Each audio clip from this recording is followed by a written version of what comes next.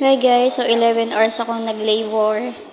So ayan, ang gabi niya, nasa 46 kilo na ako. Nakaligo ako, nakapag-makeup pa.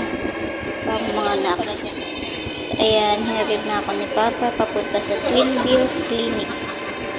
Kasama ang aking nanay at aking pinsan. Ayan, nandyan na kami. Pagdating namin doon, nanganak na nga ako at 9 cm na si baby. Ayan, lumabas si baby guys ng 10:26 PM. Ayan, kit-kit mo. Ganyan sa mga baby pag lumalabas. Ayan, bumusan mo siya. Ganyan si baby. Videohan ko siya sa magbibigay ng init sa katawan niya. ito ang maganda mga nakita. Anong yakap ko? Oo.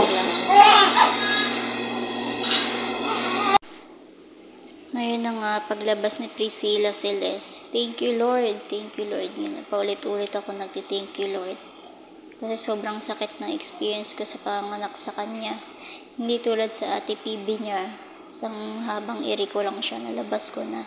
Si Priscilla, ilang paulit-ulit akong iri bago siya lumabas.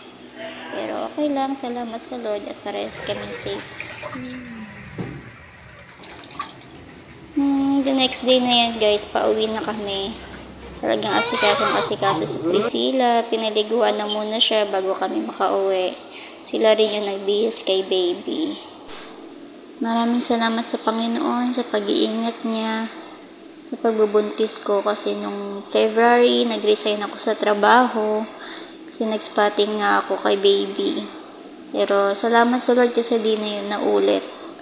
At hindi safe at healthy si baby hanggang sa paglabas niya.